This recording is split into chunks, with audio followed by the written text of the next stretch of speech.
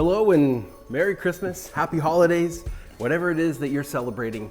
We get a lot of questions here on our YouTube channel, and we want to make sure that we address as many of them as we can. So we've taken questions that you have asked us in the comments on our videos, and we're going to answer as many as we can. But we want to make this a little bit more fun. So it always has to be a little more fun. Always has to be a little more fun. If you haven't seen this before, this is called the pie face game, and we're going to make a little game out of this. Every time one of us answers a question, we're going to spin this, and it'll tell us how many times we have to click the pie face slapper, and it's going to have whipped cream on it. So we're going to answer your questions and have a little bit of fun with it. So without any further ado, let's dive right into the first question. Do you take the first one or do I? You can have it. Okay. I guess I better get ready. A nice big little dollop in there. I've already clicked it a couple times. That's true. Okay, the first question here came from Technical Master 3462, and he says, "Can you explain how the one-page website for the exact match domain will function? Specifically, I'm referring to creating a domain name that closely matches popular search terms, and subsequently generating additional articles that support this domain and linking them to the main article on the homepage. Does the strategy remain effective or not?" We'll just say that I think it remains effective. I don't see a reason why this wouldn't work, but I don't know why I would do this strategy today. It made sense in the past. This isn't something that I would have promoted doing probably for several years now, and not something that we do. So if I were starting today, I wouldn't set something up like this. I don't see a really good reason to. I would rather build the actual authority and the topical authority and all the authority. I'd rather build it all on the same domain rather than trying to use content from other websites that I own, linking to this one exact match domain, and then building authority that way. Just put all the authority on the same website. So I don't see a reason to do this, but there you go. Okay, let's spin this thing. Okay, only two. Oh. Ah. Oh, great. All right, next up we have a question from Jonathan Rice 2568. Says, question about topical authority versus long tail. This is very confusing for a newbie like myself because Kyle Roof says you must stay within your tier and only go for the keywords within it. So who's right? These two pieces of advice contradict one another, don't they? I think it's a good question. And topical authority is becoming more important now than it ever has been in the eyes of Google. But I think that the topical authority and pursuing long tail keywords can coexist. When we talk about topical authority, we're talking about finding a specific maybe subcategory in your niche, and maybe 2 or maybe 3 specific subcategories in your niche, and only pursuing those topics, maybe little topic clusters within each one of those subcategories. And so as you look at those topic clusters within a subcategory, some of those keywords may be more long tail, some of them may not be. And so it just really depends. There will probably be a mix of those, long tail versus short tail keywords within your topical cluster. But I wouldn't really worry too much about what type of content it is when it comes to long tail versus long tail. Long tail versus long tail, long tail versus short tail, because as long as your topical cluster is filled out sufficiently, you'll probably be okay, and then you can probably just move on to another topical cluster. I think a really good thing to help understand this is that within a topic cluster, there's going to be kind of the pillar content, and there's going to be the questions that don't get asked very often, or at least don't get answered very often.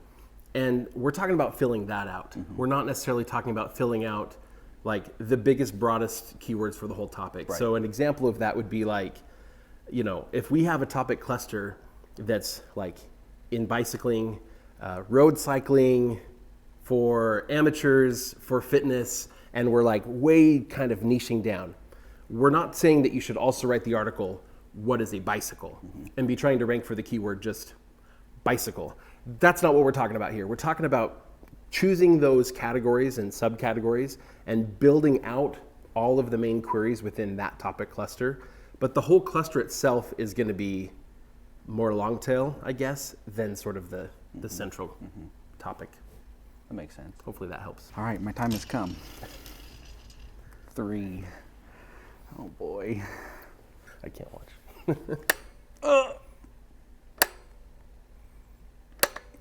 Oh, it is intimidating. It's kind of scary. It is scary. All right, the next question comes from Chris Peachman. For older articles, when having built up 1,000+ articles over the years, is it best to remove older articles that aren't maybe as helpful? Will search ranking go up if this older content is pruned? The answer to that is yes. It would be better to remove content that Google has found to be unhelpful, per their definition, than to keep it there. So you do have a couple of options. You can either just remove it entirely, or you can rewrite it and revamp it and make it so that it is now helpful and let that get re-indexed. But if you're going to remove any content from your website, what I would suggest doing is making sure that you create a redirect so that you don't end up with just a whole bunch of 404 errors on your website. That's not great either. But yes, better to remove it than to leave it. 4, I'm toast.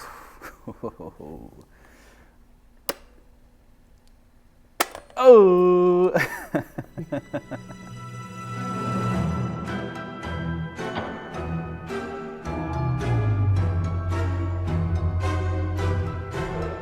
I got pied. Now you need some pumpkin pie with that. I do. Awesome. All right, well, while you get cleaned up over there, I'll keep going. All right, next up we have a question from K Productions 2012. Says, hi, just a random question. If we want to rewrite an article with no backlinks and very little page views, would you use a new URL and remove the old one, or would you just update the post with the new content and keep the URL? Very curious on your insights. Also, will you do a Q&A sometime again? Yes. Yes. Yes, we are right now. So thanks for the question. This is actually, yeah, well, thank you. Obviously, this is very similar to the question that Ricky just answered. But I think that there's a couple ways you could go about this. Yes, if you feel like the content should just be updated on the original URL, you can do that. Or if you want to create it on a new URL and then redirect, that is probably the way that I go about that. Yeah, I'm not sure there's like a huge reason to do one or the other. Even if you had a bunch of backlinks and stuff, if you do a permanent redirect, Google's going to sort of apply that. I don't know. If I had a ton of backlinks, I'd probably keep it on the same URL. Thanks for the question. Yeah, great question. Alrighty, 2. Let's see how this goes. Oh. Awesome. All right, next question here. This is from V727. It says, hey Ricky, is there a tool that can tell me which of my articles Google views as unhelpful? Maybe there's a 3-year-old article on my website that seems fine to me, but it's bringing my entire site's ranking down. How would you find such an article so you can improve or delete it? Thanks. Well, proactively, you're welcome, because I'm gonna answer this. There's not a great tool right now, but I am working on a prompt for ChatGPT that I think would do a good job of this. But no, today there's not like a tool that programmatically will go through your site and tell you which of your content Google would consider to be unhelpful. Google doesn't highlight these in Google Search Console. Honestly, I kind of wish they would, right? So if Google's gonna use this criteria and actually put a qualifier on your website saying you have unhelpful content, I think they ought to tell us which content's unhelpful and why. I think that'd be pretty cool. As of right now, I have not seen that. So I'm gonna try getting a really good AI prompt to do this that I think would help, because you're right. A lot of times we're gonna look at our own content and we're not gonna be able to see what specific aspects of it Google might be viewing as unhelpful. That was a good span. 4. 4, even better.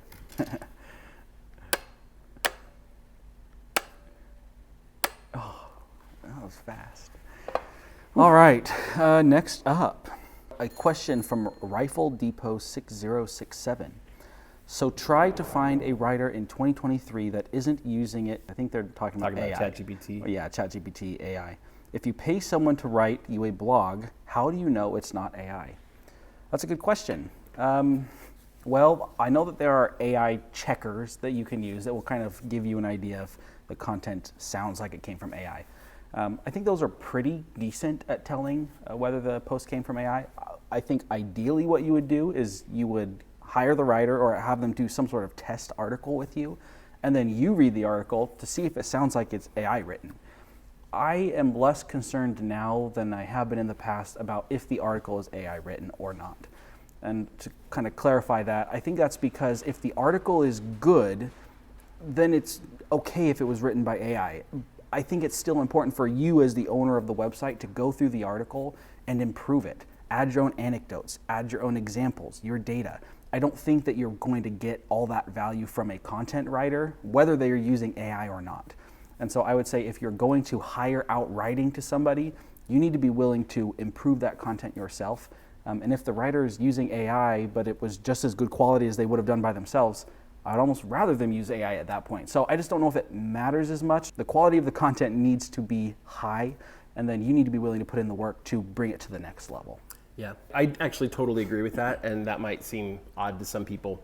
But the reality is I don't care if AI was used as a tool to help create the content. If you're using writers who are experts or who do practice whatever it is that you're writing about, and you're expecting them to be the ones to add kind of the personal anecdotes and stuff, then great, they should have that. And if they do, and if it looks real, there's a good chance today that they probably did use AI to help them write the article and save them a bunch of time. And that being said, if you're paying a writer, or whatever the rate is for them to write, and you're not feeling like it's quite fair that they're using AI, then you should probably go learn how to use the AI yourself so that you can write those articles. I understand the question. You want to get what you paid for, and if you feel like you're paying a writer to do a bunch of work, put in hours into this writing, and they write your article in 20 minutes, I could see how that could feel problematic. Totally. So just do your best to see if you can identify if it's AI, but just make sure that the writer is doing their best work and that you are doing your best work. Alrighty. 5. Oh, man. You're toast.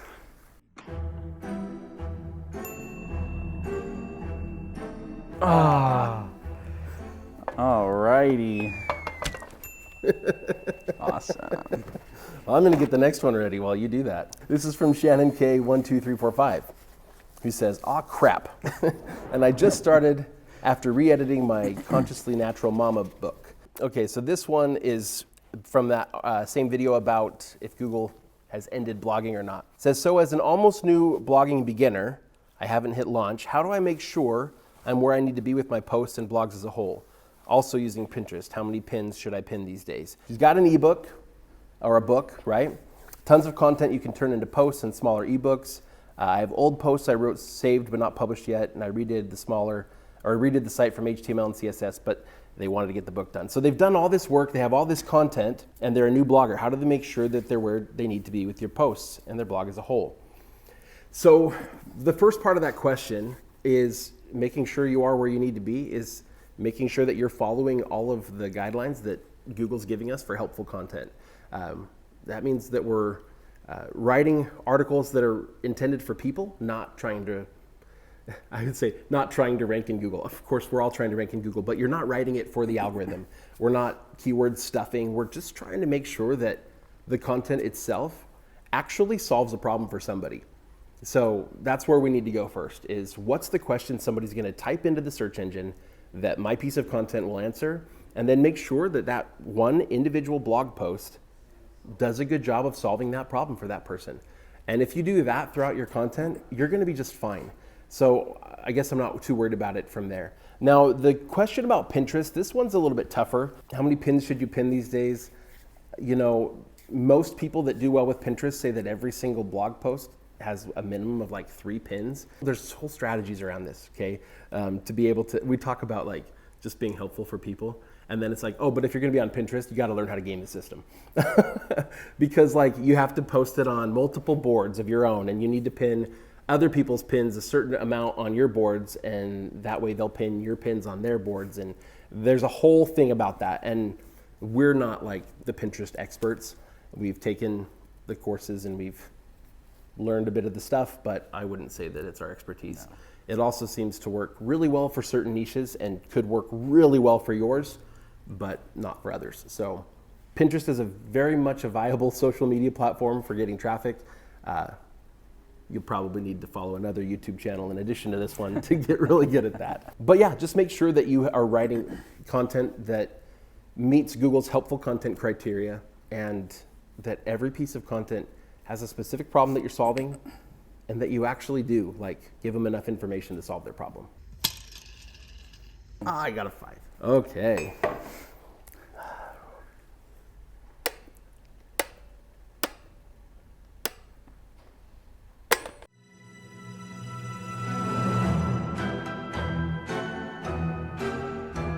On the last one, we're gonna get good at like how to get better. whipped cream off our face by the end of this video. All right, next up we have a question from Davey Smith 001. I have a blog with 450 articles. How do I identify which articles could be harming me? And what do I do with the articles I suspect could be? Is there a proven method of fixing it for the people who want to fix this? Identifying what's helpful right now, in Google's eyes, it's a mix between making sure that whatever you've written is very helpful for the user or the searcher, understanding what their search intent is. And like Ricky said, we're working on some things that could potentially help you identify some of these articles based on the Google standards. I think the best way to approach it at this point would just be to look at the articles that you have. We'll see what's ranking, see what's not ranking. Something that's not ranking, how long has it been up? Just ask yourself these questions. How long has it been up? Are there articles that are related to it on the website that I haven't interlinked to? So I think there's some work that you could potentially do to try and improve those articles' rankings. And if they're not ranking, if they've been up for a couple years and they're just not ranking, there's a good chance that they're falling into that unhelpful content bucket, I guess. But for now, I would just say, just take a look at your content through the lens of the viewer or the searcher and figure out if that content is something that when you read the article, you would actually get the answer you were hoping for as the reader. I'll add, and this is kind of a separate note, but this is just stuff that I'm seeing people talking about. I've heard people saying, I removed all of the YouTube embeds from my articles and that seemed to help. And other people saying, I added YouTube videos to my blog posts and that seemed to help. And other people, it's all over the place, right? Somebody else said, I removed all of my AdSense scripts, or I removed, none of those individual things is going to be the right answer for everybody or even for every single blog post. It could be that having just a regular old YouTube iframe embed code is causing that to load really slowly, and so you're getting bad page speeds. That's not impacting search so much now, but it could be impacting people's experience and causing a much higher bounce rate because you have a YouTube embed early in the video and it doesn't load very fast, so your whole page is slowed down. And the high bounce rate, that could be what's impacting your search ranking. If you're gonna embed YouTube videos, use a lazy load plugin or something. What I like to use is actually Presto Player, which it does load just an image first. So you just get a thumbnail image. And then when people click play, it loads. And that way your pages load quickly. So there's things we can do like that to just be a little bit better about how we're putting the content on our websites. But I don't think having or not having YouTube videos is gonna change everything. If anything, I'd say including video is going to make your content better and more helpful. Oh, 4. 4. Man, there's not even a 1 on here. Why is There's there not a 1? There's no 1. Okay. Okay. Save that one for you. This one is more of a comment. This came from Nick C86, and he says, maybe I just need to do a mind map because this is not making sense to me. Almost sounds like be specific, but not too specific. Be more general, but at the same time focus on subcategories. So let me clarify a little bit. And this came from the video again about did Google just end blogging? And in this video, we talked about kind of how to build out that topical authority. Be specific, but not too specific. No, be specific. Like if you're telling somebody how to solve whatever problem it is or answering a specific question, give them specific answers to their question. I'm not sure where the don't be specific came from. Be more general, but at the same time focus on subcategories. I don't think be more general is a piece of advice. So again, this is me clarifying anything that was unclear.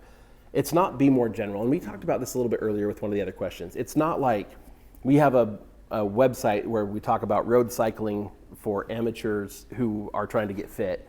And we also want to make sure we answer the pillar questions like what is a bike?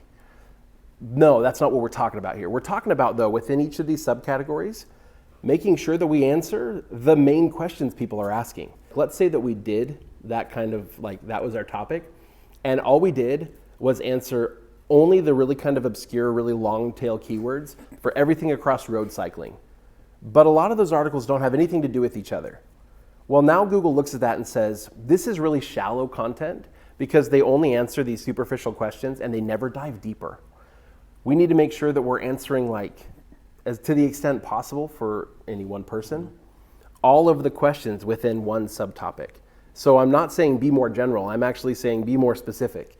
But I'm saying be complete as well. Don't just be really specific on a whole bunch of random things at the surface level. Yeah. Cover a topic in depth. I know we talk about starting with like 3 subtopics or 3 subcategories on your website, and I think that's a great place to start. But ideally, you would fill out those subcategories in depth, and then you could move on to other subcategories. So maybe that's where the confusion came from, is that we don't want you to paint yourself into a corner by only focusing your entire website on one subcategory, but we do want you to start there. You do need to start specific, but then you can still fill out your website as long as you're not just having this thin content across 10 subcategories to start with. That's probably where that confusion came from, right? Because we're like, we don't want you to completely pigeonhole yourself into one little tiny thing. Yep. Also, if you only focus on one little tiny subcategory, it could be that that is just way too small and you'll never succeed there. Yep. So that's why we do suggest that you start with a few, but they should be reasonably related within the same topic. Right. Don't just get too general. Yep. Be strategic. Yes. All right. Oops. There we go.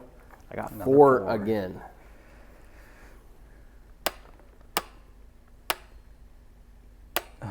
Man. You're toast. I am toast. All right, question from Ollie P8117. Some great suggestions here. This was on the Did Google Just End Blogging video. I thought so too. Many great suggestions. Yeah, so many good suggestions. Great job, Ricky. Thank you.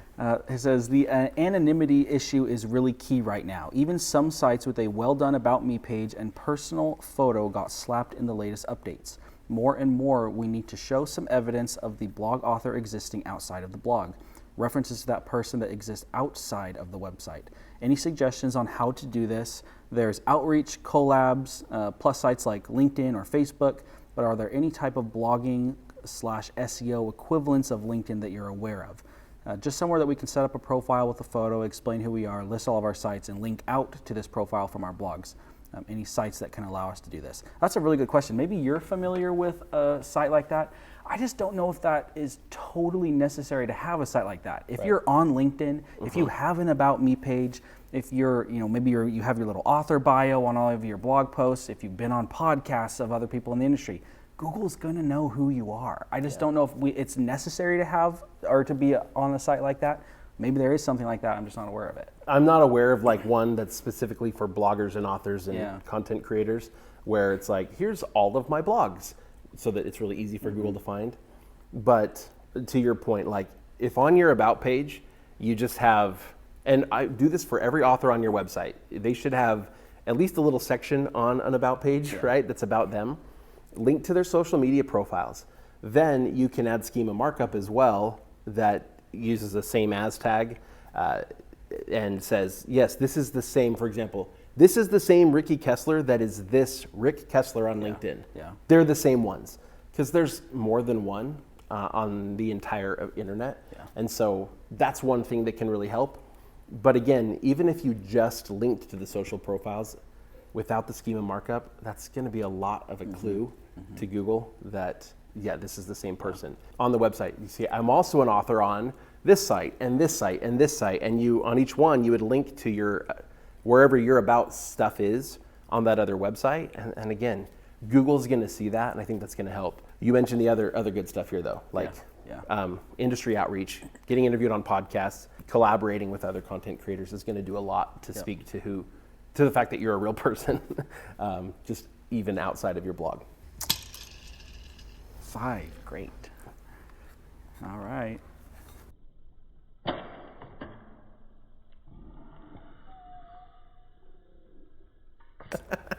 mean, come on. At least you only had to endure. Yeah, there wasn't too much anxiety of one. Here we go. I'm sure this is great for my skin. Yeah, it seems like very cream, moisturizing. like, I feel so I have a very healthy. moisturized nose right now. Yeah. little sweet smelling, but Yeah, it's like Christmas all day. all right. Antonia Okereke 23. Sorry for the pronunciation. I really am trying. They say pretty helpful. Thanks. Which hosting company would you suggest to a newbie blogger? So here we go. My top recommendation for all of us is Cloudways.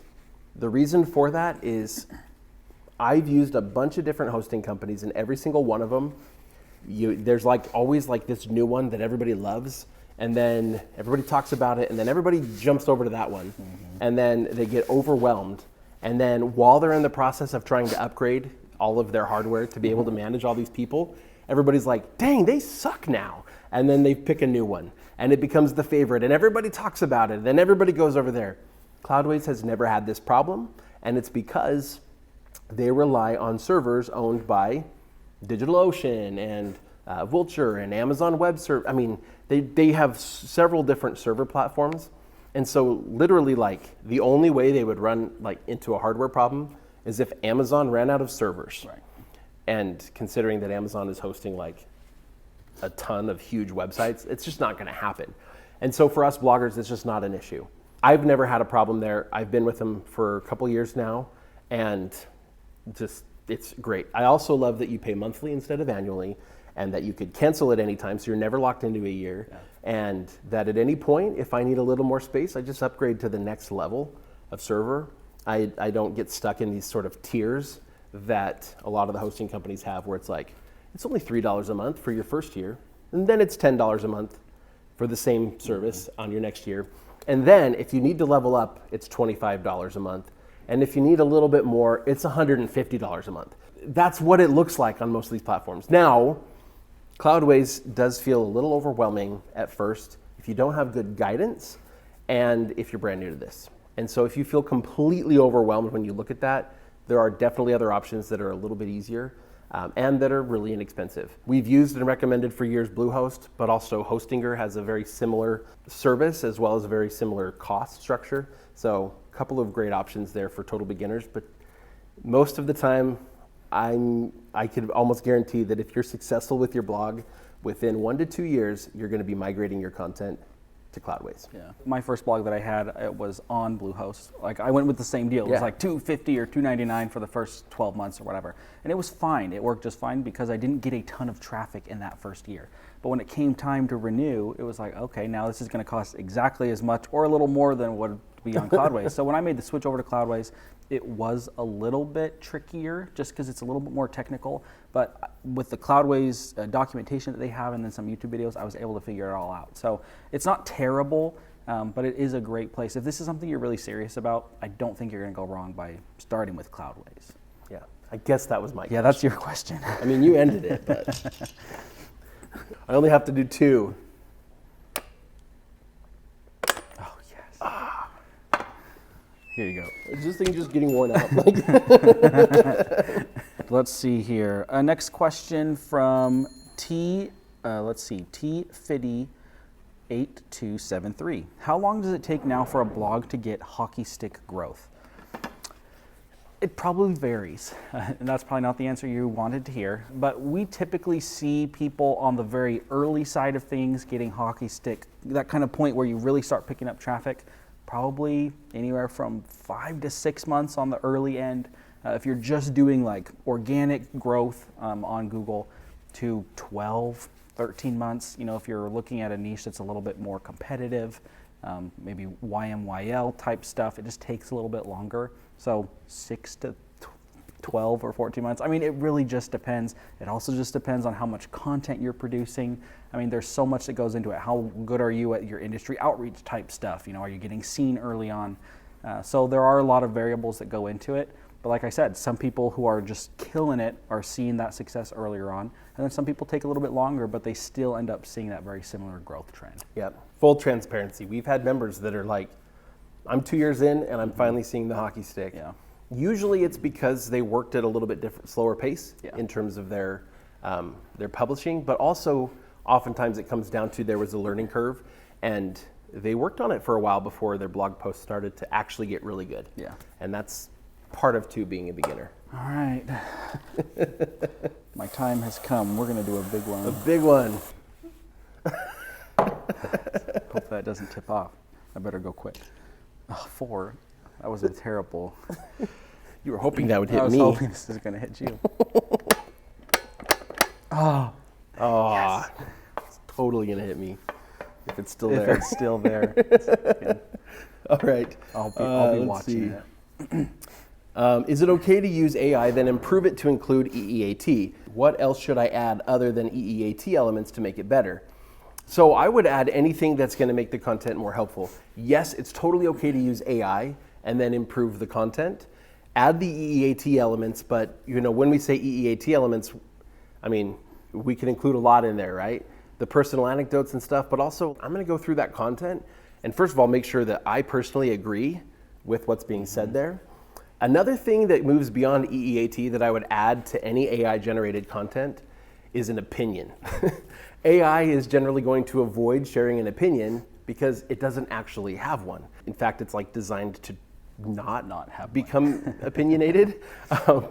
And so having an opinion is something that people want. They want you to help them make a decision and to provide an answer. So it's okay to say, like, this is what I believe based on my experience. And that's going to go a long way to making your content different than what an AI can produce on its own, and different than what most bloggers have been creating for a long time. 2. Oh. This is going to be a mess by the time we're done. This question comes from Anonmon6236. Any way to keep your pseudonym while linking to sites like LinkedIn or an equivalent that Google can pick up? I think yes. It's going to be, it just adds this level of complexity, but if it's something that you have to do or need to do, I think that's okay. The way that I would probably do it is have your pseudonym, but give that pseudonym all of the credential that you have. And so as far as linking to LinkedIn specifically, I don't know exactly how that one would work. But if you are on other forms of media, if you do other collaborations or podcasts or YouTube videos or guest posting of any type, you could have your pseudonym there and then still kind of maintain your authority, kind of your expertise that you have in real life. I wouldn't give your pseudonym fake, credibility, but take that credibility that you actually have and just apply that to your pseudonym. For LinkedIn or anything like that, do you have any options or thoughts or recommendations? I don't think so. I mean, a lot of social media platforms you can create like a fake persona. Right. LinkedIn specifically, Probably I don't not the know. place, I don't think I would. Yeah. And so that's the tricky part, because you could add some schema markup to tell Google that you're that same person. But one of the rules with schema markup, one of the SEO best practices, is actually to only mark up stuff that also shows up on the page. So if you're going to show that this author has this LinkedIn profile, you should also show that on the page. And so you could just put your real LinkedIn profile on there and hope nobody clicks on it. Yeah. But no, to maintain complete anonymity, I would probably just not link to your LinkedIn, but do exactly what you said. Yeah. We don't want any of this, like, I'm not a doctor, but I play one on my blog. Right. Like, no, don't give yourself fake credentials. Don't pretend to be something you're not, but you can use a fake name. That's totally legitimate. Oh, that one was mine. Maybe a little more there. Thank you.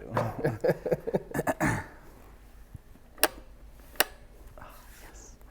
All right. Lucky streak. Kumar8638 asks, am I really first? Yes. Yes, you were. Not in this video. Okay. No, not in this video, but you were on that video. I got 5 for that one. Wow. Safe. Wow, that's messed up. Just Call Me Nikki asks, do you have a video on how to embed YouTube videos in your WordPress posts? I'm using the ad media and putting my YouTube video link in the URL section, but the video showing up in the blog post is super large. Would love your help on how to make my YouTube videos fit in the blog post. Thanks. So you mentioned one that we've been using, Presto Player, which we really like just for some of the page speed benefits. It looks really clean. As far as like the sizing of the YouTube video on the page, do you know anything as far as Presto Player with that? I don't know that Presto Player specifically lets you play with how big Yeah. that box is, or the the video embed is. But one option that you could play with is you could add a row, and then put it like in a middle column Right. on that row. So even within the Gutenberg page just show builder, smaller. you could just you could do that. And if you're using any other plugin to help with your page layouts and stuff, like I like to use Cadence blocks, and they have a free version with this, and they have a row layout where if I add a row layout and then within it it's going to create a section, I can play around with the sizing of that section. So I can even have like just a normal one column row, but then whatever the content inside of there is, I can totally play around with the sizing of that. I like that from a design perspective rather than just using Gutenberg. Yeah, I will say this is something that isn't necessarily right in every situation, but if you are running other types of media on your page, like ads, if you do have smaller videos or smaller images, sometimes to the viewer or to the reader, the smaller images that, even though they're related to your blog post that you put on there, sometimes they will look like ads. And so if you are trying to really direct someone's attention to a video or to a specific photo showing a specific thing, showing your credibility, sometimes it is better for it to be larger, more full width, so that people can see that that stands out from the other ads or other things on the page that could just look distracting. That's So, a good point. yeah, As long as little it's tip. just the same width as the Yes, content. I yes. wouldn't. Right. If it's like doing something weird, then that could be an issue with your theme or something. Definitely.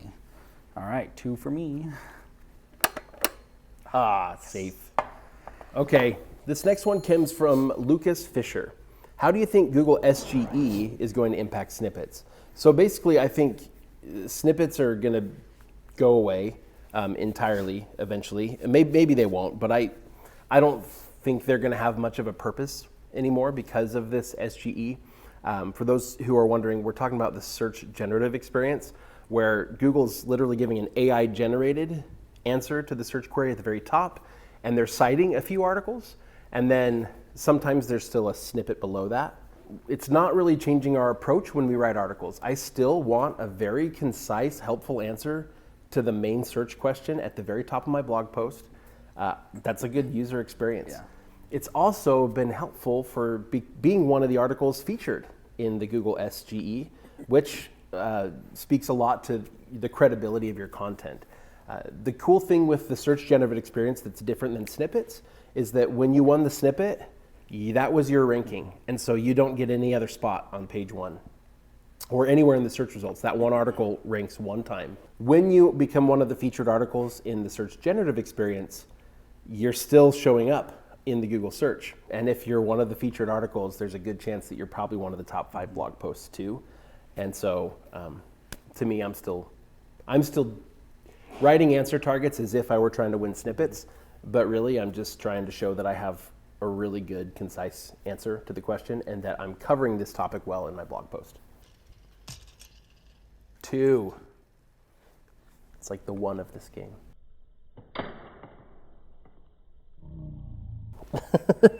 One too many. We're gonna need another roll of paper towels. Oh, yeah, I know. We're going through them. All right, next up we have a question from Monetizing Media. Says, thanks, Ricky. Tremendously helpful video. Oh yeah, you're welcome. There you go.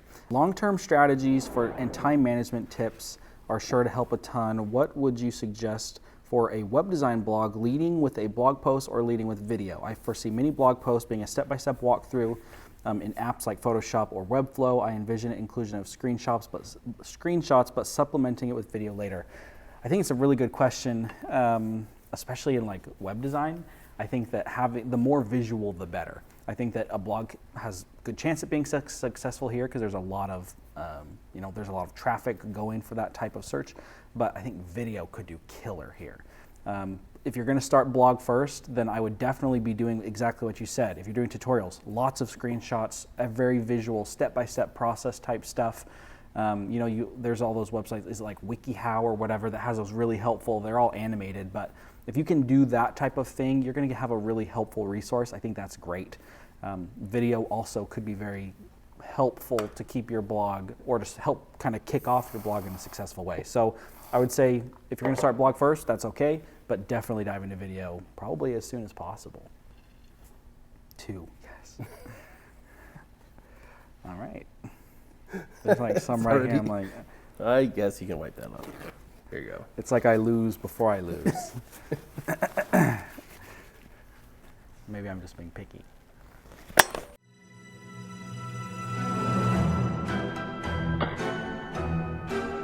Just being picky. Did not matter at all. Awesome. Only a few more. We're getting there.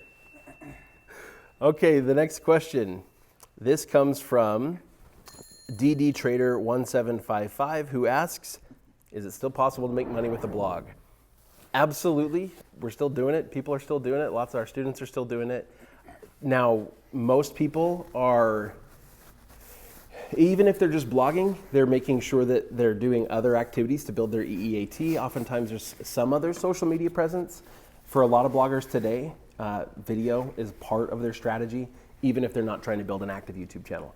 But absolutely, like, even what I've done on my Project Double Time website is making money just from the blog, even though I'm doing video now with it too. So, yes. I give long answers to even yes or no questions. 5. Great.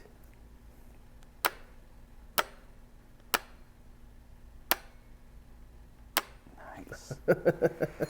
Barefoot 455 asks, would you recommend a WordPress subdirectory or subdomain to start off blogging on your existing site?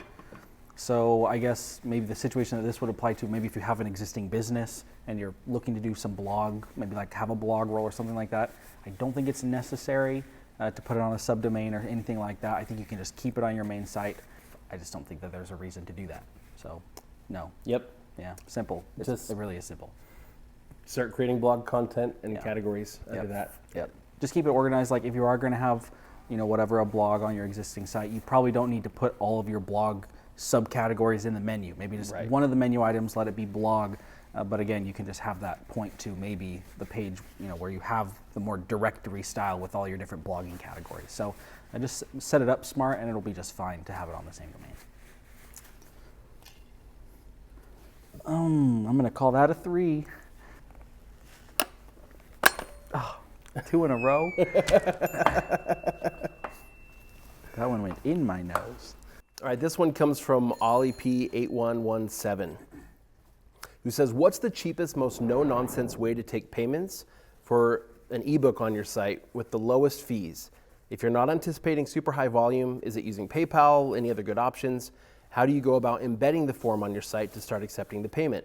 So there's 2 questions here. The first one is, how are we going to collect the payment? And 2 is like payment processors for the lowest fees. So what I found is, 1, I'm going to start by using a WordPress plugin that is designed to, or either a WordPress plugin or another service, we'll get to that in a second, that's designed to handle taking the payment and delivering whatever it is. So there's a couple that I'd recommend. One is SendOwl. SendOwl is not a plugin. Essentially, it's a separate website where you create your product, you upload the ebook or whatever it is that they're going to download to that and create everything there. And it's going to connect to the payment processors.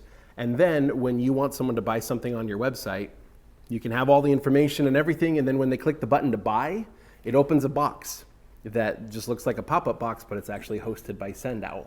And there is where they actually put in all of their payment info. And then once they have made the payment, it'll send them an email with instructions to access the files. Okay. The other option that I've been using lately is called SureCart. SureCart is another one that it's a little bit more like WooCommerce, but I like it way better. WooCommerce would work for this as well, but basically same kind of idea. It's just a plugin on my website. So I create a product page, I explain everything. This is, by the way, what I did for my Project Double Time. I have an ebook basically about ready to go, and I have this product page. When they click the buy button, it just adds the product to their cart and gives them a whole checkout and everything right there on my own website. The cool thing with this is instead of just like emailing them with download instructions, it actually gives them access to an account on my website. So on the website, they can see their order history, they can potentially buy future products under the same account. That's pretty cool too. But also I was able to put the product and the download and all of the things, because I give them more like a bundle than not just one ebook. But I put everything there on a special page that requires them to have access. Like they have to have made the purchase to have access to that page. This actually uses a second plugin that goes with it called Sure Members, but it protects that page so that people that have made the purchase are the only ones that are able to access it. And the cool thing with that is in the future, if I update the ebook or update any of the things that go with it, I can update them on that page and I could send out an email saying, hey, there's an update, and they can come back and get the latest version. There's lots of cool things there. So they become they get like a user account on my website. So I really like that. I thought that was great. The second half of the question is then payment processors. Who has the lowest fees? For the most part, I'm less worried about the percentage of the fees and more worried about what's going to make it easiest for people to convert. So, PayPal, depending on what the purchase price is, because there's a base fee and then there's a percentage of the total purchase fee. So depending on how much it costs, it's going to determine which is more ideal, right? So PayPal is going to take a certain percentage, and then Stripe is the most commonly accepted method of payment for like credit cards and stuff. Having just one of those options, you will get fewer people make the purchase than if you have both options. One of those will charge you a little bit less than the other, but if you only have one or the other, you will make a lot less money overall. We have found that to be the case on our own websites, so have both options. The cool thing is with Stripe, you can also enable things like Apple Pay, which is really cool. A lot of people like that too, so that they don't have to enter their credit card info. They just say, use Apple Pay, and then they just accept it and they're good. Use Stripe and PayPal, and they're commonly accepted by most WordPress plugins as well as Sendao and everything else. There are other options. Braintree probably has slightly lower fees, but almost no WordPress plugins have a default integration with Braintree. So that's kind of a failing, I guess, on their part. So use PayPal, use Stripe, and use whatever service it is that you want to use for actually delivering the product. Okay, here we go. 2. Oh. Seemed appropriate to end it with a little bit of pie on my face. Yeah, that was the last one. That was the last question. I guess I should get this off my face.